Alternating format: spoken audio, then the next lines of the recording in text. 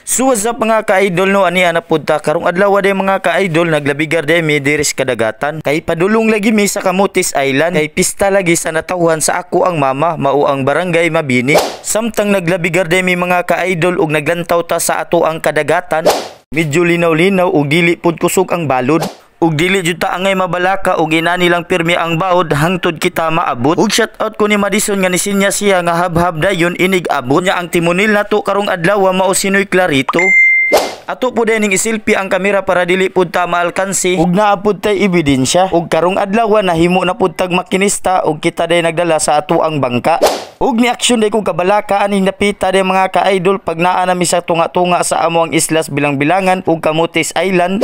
Medyo ni kalit lang jud galain ang panahon maong ato ang kabuhi galain hasta ang ato ang naong. Mao lagi ni kusog ang hangin ug ang bawod. Ana man jud ni mga ka-idol dili jud na tumaybawan ang panahon. Pero tan-aw pud nako sa amo ang pabiyahe day mga ka-idol medyo kulba kay dili lagi nato matag-an ang panahon. Pero ug inani lang ang bawod mga ka-idol murag kayar jud sa ato ang bangka. Ug pila ra bay dagan mga ka-idol ug pasalamat pud ko sa Ginoo nga duol-duol na pud mi sa Camotes Island. Basta naa lang kay pagampo sa kahitas-an dili jud ta pasagdan. Maong si Madison grabe nang katawa kay inig abot magkubkubirada jud siya sa mga inasal.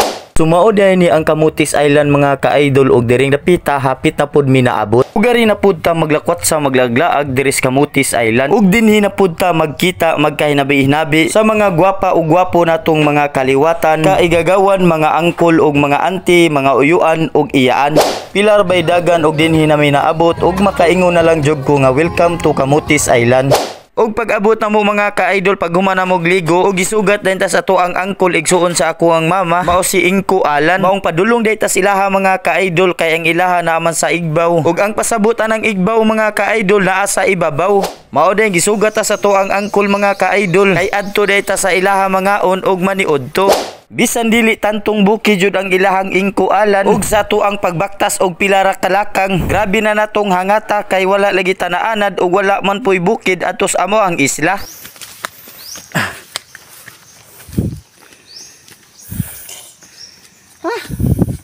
Ay.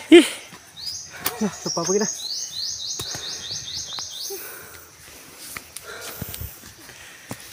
Tiyo, yahay tiyo kay Kugos.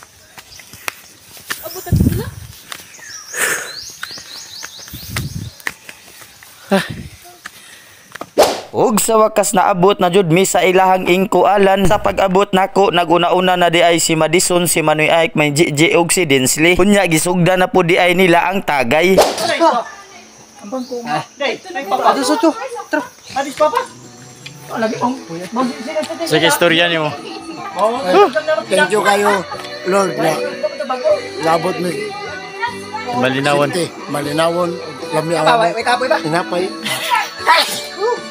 Ug diring napita mao dayang nahibong ko nga nangawa ang tulo kay nanguha na day kalmito ari sa luyo. Unya grabe na di ay nilang kauna ug ila nang gipungkuan kay makabuot ra lagi ang bunga sa kalmito.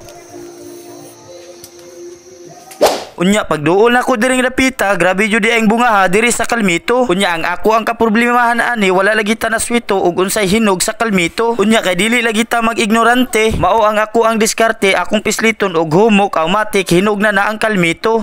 Unya kay naaman tay na pislitan nga humok nga kalmito automatic ato na ni kuhaon. Tara.